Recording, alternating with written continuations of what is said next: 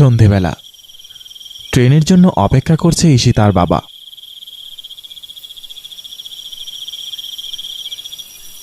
কিরে মা ঈশিতা, এত দেরি হচ্ছে কেন? অন্ধকার হয়ে এসেছে তো। বাবা, আমার আগের ট্রেনটা মিস হয়ে গেছে, এখন পরের ট্রেনে উঠেছি। তুমি আমার জন্য অপেক্ষা করো না, আমি বাড়িতে নিজেই চলে আসব। না না না না না, আমি এখানে অপেক্ষা করছি, তুই তাড়াতাড়ি আয় মা। কিন্তু আমার পৌঁছতে পৌঁছতে তো রাত হয়ে যাবে মনে হচ্ছে, তুমি পারবে?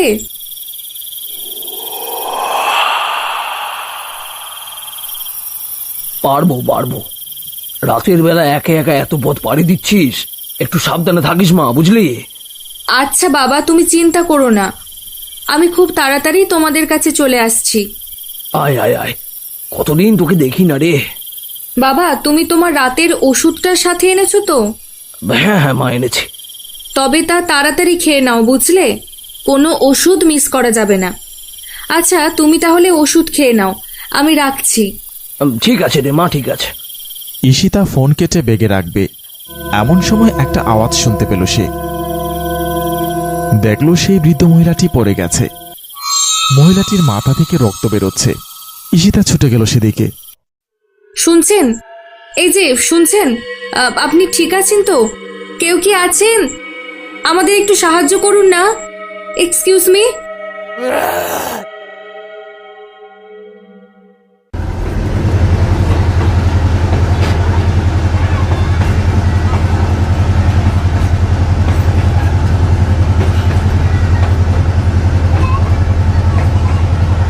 ঈশিতার বাবা স্টেশনে ঝিমোচ্ছে, চারপাশে নেমেছে অন্ধকার। এমন সময় ট্রেনের আওয়াজে ঈশিতার বাবার ঘুম ভাঙল।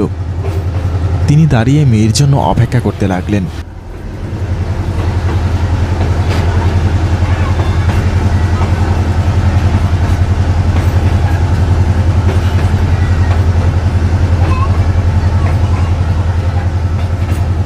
যাক, উফ, এলি তুই। পথে কোনো সমস্যা হয়নি তো মা? আরে, তোর চোখের কি হয়েছে সীতা? এত লাল হয়ে আছে কেন চোখ? হ্যাঁ, কোনো সমস্যা হয়েছে নাকি চোখে? ঘুমে চোখ লাল হয়ে আসছে বাবা। ঘুমের জন্য এত লাল হয়ে আছে? এখানে থাকতে ইচ্ছা করছে না, চলো বাড়ি যাই। হ্যাঁ হ্যাঁ, তাই চল। খুব ক্লান্ত হয়ে গেছিস মনে হচ্ছে, বাড়িতে গিয়ে রেস্ট নিলে সব ঠিক হয়ে যাবে, বুঝলি? চল চল চল চল।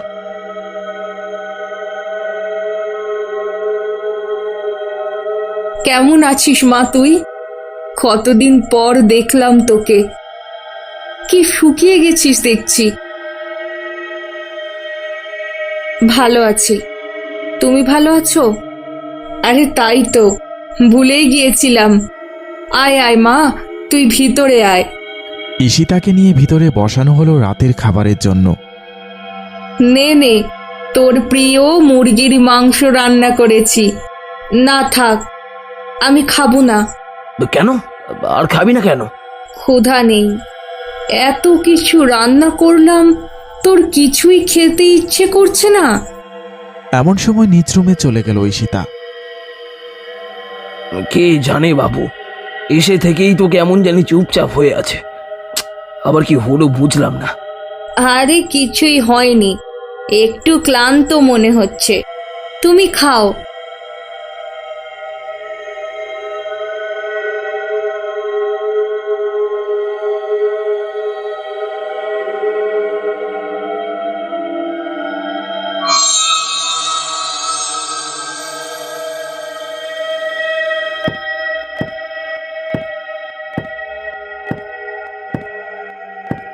গভীর রাতে কারো চলার শব্দে আমার ঘুম ভেঙে গেল। আমি পিছু নিলাম। এমন সময় আমি দেখতে পেলাম ঈশিতা ছাদের দিকে এগোচ্ছে। ঈশিতা, এই ঈশিতা, এত রাতে ওদিকে কোথায় যাচ্ছিস? ঈশিতা কোনো সাড়া দিল না। আমি ওর পিছু পিছু যেতে লাগলাম। ও ছাদের রেলিংয়ের উপর উঠে হাঁটতে লাগলো।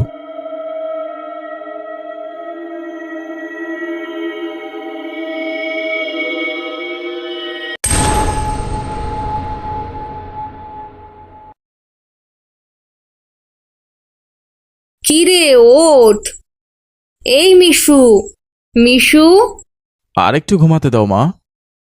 আর ঘুমোতে হবে না। ওঠ, উঠে মুখ ধুয়ে আয়। হ্যাঁ হ্যাঁ, আসছি। আমি উঠে গেলাম খাবার টেবিলে। সামনে বসে আছে ঈশিতা। ওকে দেখে গতকাল রাতের কথা আমার মনে পড়ে গেল। কি রে ঈশিতা, এখনো কি ক্লান্তি কাটেনি নাকি? খাচ্ছিস না যে? খাবার বোধ হয় পছন্দ হচ্ছে না ওর। তুই কি খাবি মা, আমাকে বল। আর কি খাবে? প্রতিদিনই তো ওর পছন্দেরই খাবার রান্না করছি, তবুও তো খাচ্ছে না। আমি মাছ খাবো। মাছ? তুই না মাছ খাস না, এখন হঠাৎ? আগে খেতাম না, এখন খাই। আচ্ছা আচ্ছা আচ্ছা, তবে কি মাছ আনবো মা? ইলিশ মাছ। আমি ইলিশ মাছই খাবো। তোমরা যদি আমাকে খাওয়াতেই চাও তাহলে ইলিশ মাছই খাওয়াবে। আচ্ছা আচ্ছা, ঠিক আছে, রাগ করিস না মা, আমি আজই ইলিশ মাছ নিয়ে আসবো। কিন্তু তোর চোখের লাল রংটা তো যাচ্ছে না রে। আবার কোনো সমস্যা হলো নাকি? ডাক্তার দেখাবি? না। আমার মনে হয় বাইরে একটু রোদে হাঁটাহাঁটি করলে, সূর্যের আলো পড়লে সব ঠিক হয়ে যাবে। হ্যাঁ হ্যাঁ, তাই করা যাক তবে। মিশু, তুই গরু নিয়ে খেতে যাবার সময় তোর আপুকে নিয়ে যাস তো। আচ্ছা মা। ঈশিতাকে নিয়ে আমাদের গোয়াল ঘরে গেলাম। ওকে দেখা মাত্র গোয়ালে থাকা গরুগুলো ছটফট করতে লাগলো। আরে আরে, তোদের আবার কি হলো? আই থাম থাম বলছি। আমি একটা গরু টানতে লাগলাম, কিন্তু গরুটা কোনোভাবেই বেরোতে চাচ্ছে না। ঈশিতা, গরুগুলো বের করতে আমাকে সাহায্য কর। ঈশিতা এগিয়ে এসে গরুটাকে ধরতে এই গরুটা মাটিতে শুয়ে পড়ল। এইভাবে আমার কাজে বাধা দিলে পরের বার এমনই দশা হবে তোর। ঈশিতা বসে টিভি দেখছে। এমন সময় আমি বাবা মা দুজনকে আমার ঘরে ডাকলাম। তোর আবার কি হয়েছে? দরজা আটকালি কেন? বাবা মা, তোমাদের সাথে আমার একটা জরুরি কথা আছে। কিন্তু তার আগে বল, আমাদের গরুর কি হয়েছে, এখন কি অবস্থা? বাবা, তার চেয়েও বেশি জরুরি কথা আমি তোমাকে বলতে চাই। তোমরা মনোযোগ দিয়ে আমার কথাগুলো শোনো। আচ্ছা বল। আমার মনে হচ্ছে ঈশিতার মধ্যে কিছু ভর করেছে। কি বলছিস এসব? হ্যাঁ বাবা, আমি যা বলছি ঠিকই বলছি। ওখানে যে বসে আছে সে আমাদের ঈশিতা না, ওটা অন্য কেউ। মিশু বাবা, তুই এসব কি বলছিস? আমি তো কিছুই বুঝতে পারছি না। না মা, গতকাল মাঝরাতে ও ছাদের কিনারায় গিয়ে বসেছিল। ওকে দেখে একদমই সাধারণ মানুষের মতো মনে হচ্ছিল না আমার। তারপর আজকে সকালে ও গরুগুলোর কাছে যেতেই গরুগুলো অসুস্থ হয়ে পড়ল। ওর মাঝে অশুভ কোনো শক্তির প্রভাব আছে। আরে ধ্যাত, কি আবোল তাবোল বলছে এই ছেলে। পড়ালেখা ছেড়ে সারাদিন মোবাইল নিয়ে বসে থাকলে এসব ভূত প্রেতের কাহিনী মাথায় ঘুরবে। না না, তোমরা বোঝার চেষ্টা করো, আমি নিশ্চিত। হয়েছে হয়েছে, অনেক কথা হয়েছে। এখন আর আজে বাজে কথা বলে সময় নষ্ট করিস না। আমার সাথে আয়, গরুকে ওষুধ খাওয়াবি চ। এগুলো সব হচ্ছে কাজে ফাঁকি দেওয়ার ফোন দি, আমি বুঝি না? না বাবা, আমি সত্যি বলছি। ঈশিতার মা, তুমি ইলিশ কেটে রান্না শুরু করে দাও। আমি আর মিশু একটু বাইরে থেকে আসছি। হ্যাঁ। এরপর আমি আর বাবা বাইরে চলে গেলাম। সেই সময় মা রান্নাঘরে যেতেই অবাক হয়ে গেলেন। সে দেখল ঈশিতা রান্নাঘরে বসে একটি কাঁচা মাছ খাচ্ছে। মা বিছানায় শুয়ে আছে। আমি আর বাবা মার পাশেই দাঁড়িয়ে আছি। এখন কেমন লাগছে ঈশিতার মা? আমি এখানে কিভাবে এলাম? রান্নাঘরে মাথা ঘুরে পড়ে গিয়েছিলে, আমরা এসে তোমাকে বিছানায় এনেছি। কি হয়েছে মা তোমার? কিভাবে এমন হলো? ঈশিতা? তোমাকে বাসায় পড়ে থাকতে দেখলেও আমরা ঈশিতাকে পাইনি ঘরে। ঈশিতার বাবা, আমার মনে হচ্ছে মিশুর কথাই ঠিক ছিল। এটা আমাদের ঈশিতা না। থামো তো ঈশিতার মা, কি আজব আজব কথা বলছো? না না, আমি নিজ চোখে দেখেছি ঈশিতাকে কাঁচা মাছ খেতে, তারপর ওর ঘাড় উল্টিয়ে আমার দিকে তাকানো। থামো তো ঈশিতার মা। না বাবা, তুমি নিজের চোখেই দেখো।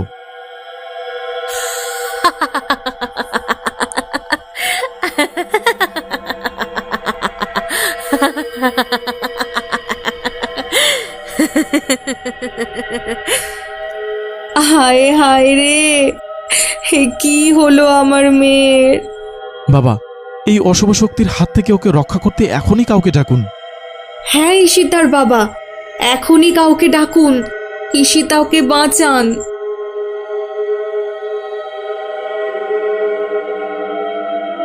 ঈশিতা যে গাছটিতে উঠেছে সে গাছের পাশেই উঠোনে বসে আছি আমরা। মাঝখানে আগুন জ্বালিয়ে বসে আছে একজন কবিরাজ। আমরা সবাই ভয়ে ভয়ে তাকিয়ে আছি ওর দিকে। আমাকে কিচ্ছু করতে পারবি না তোরা, কিচ্ছু না। এই নাম বলছি, নাম, এখন এই গাছ থেকে নেমে পড়, নাম। না না, আমি নামবো না। তাহলে এমন সময় গাছটিতে পানি ছিটিয়ে দিল কবিরাজ। সাথে সাথে চিৎকার করে কেঁদে উঠল ঈশিতা। ছেড়ে দে আমাকে, ওই পানি আর ফেলবি না বলছি। ভালোই ভালোই নেমে যায় গাছ থেকে, ছেড়ে দে ওই মেয়ের শরীর, না হলে এইভাবেই কষ্ট পেতে হবে তোকে। হ্যাঁ, না, আমি নামবো না। আর যদি তবুও তুই না থামিস, আমি এই মেয়েকে এখানেই মেরে ফেলবো। না না ঈশিতার বাবা, তুমি কিছু করো। থেমে যান ভাই, থেমে যান। আমার মেয়েকে মেরে ফেলবে ওই আত্মা, কাজে বাধা দিবেন না ভাই। ওই আত্মার কথায় ভয় পেয়ে গেলে আপনার মেয়েকে রক্ষা করা যাবে না। চলে যা, চলে যা তুই এখান থেকে, ছেড়ে দে আমাকে। বলতে না বলতেই কবিরাজ আবার পানি ছিটিয়ে দিলে। সাথে সাথে ও চিৎকার করে এক লাফে নেমে এলো মাটিতে। কবিরাজ একটি মন্ত্র পাঠ করা মাত্র ঈশিতা ছিটকে পড়ল মাটিতে। এবার কবিরাজ একটি পাত্র নিয়ে এগিয়ে গেলেন ঈশিতার দিকে। ভয়ে ও পিছিয়ে যেতে লাগলো। না না, ওই পানির ছিটা দিস না আমাকে। তাহলে বল, বল তুই কেন এই মেয়ের শরীর দখল করে রেখেছিস? হ্যাঁ বল। আমার প্রতিশোধের জন্য একটা শরীর প্রয়োজন ছিল, তাই আমি এই মেয়ের শরীর ব্যবহার করেছি। কিসের প্রতিশোধ? হ্যাঁ কিসের? একবার আমি ট্রেন দিয়ে যাচ্ছিলাম আমার গ্রামের বাড়িতে। সেই সময়টাতে আমি একাই একজন যাত্রী ছিলাম। রাতের অন্ধকারে সেই সুযোগ নিয়ে ট্রেনের দুজন লোক আমাকে ধর্ষণ করে। এত ভয়ঙ্কর অপরাধ করার পরেও ওদের শাস্তি হয়নি, ওরা আমাকে ছেড়ে দিল না। সেই ট্রেনেই খুন করে তারা আমাকে ফেলে দেয় একটি পাহাড়ি অঞ্চলে। আমার লাশটাও কেউ খুঁজে পেল না। আর ওদের শাস্তির ব্যবস্থা তো দূরের কথা। আর তাই আমি নিজের প্রতিশোধের জন্য অপেক্ষা করতে লাগলাম।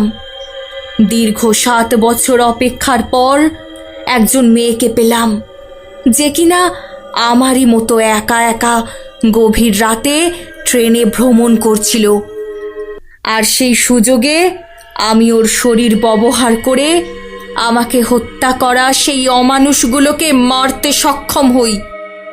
তাহলে প্রতিশোধ নেবার পর কেন তুই ওর শরীর ছেড়ে দিলি না? আমি শুধু চেয়েছিলাম কিছুদিন ওর শরীরটা ব্যবহার করতে।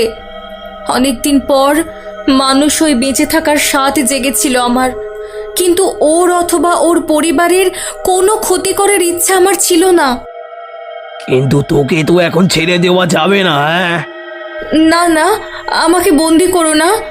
আমি দীর্ঘ 7 বছর পর এখন নিজের আত্মার শান্তি ফিরিয়ে এনেছি। এখানেই আমাকে মুক্ত হতে দাও। কিন্তু তুই যে আবারও কোনো মেয়ের শরীর দখল করবি না, এটার কি প্রমাণ আছে? হ্যাঁ, এখনই আমি মুক্তি হতে পারবো এই পৃথিবী থেকে। তুমি আমাকে বন্দি করে রেখো না। তোদের আমি বিশ্বাস করি না। না ভাই, এই মেয়েটাকে ছেড়ে দিন। ওর সাথে অনেক অনেক অন্যায় হয়েছে, এখন ওকে আর শাস্তি দিয়ে কষ্ট দেবেন না, ওকে ছেড়ে দিন। হ্যাঁ, ওর মতো আমাদেরও একটা মেয়ে আছে। পথে ঘাটে এভাবে নিষ্ঠুরভাবে আমার সন্তানকেও কেউ পারলে হত্যা করতে পারত। তাই এই মেয়েটার প্রতি আর কোনো অন্যায় আমরা করতে পারি না। আপনারা যদি তাই চান তাহলে তাহলে ঠিক আছে, তাই করছি। অসংখ্য ধন্যবাদ আপনাদের।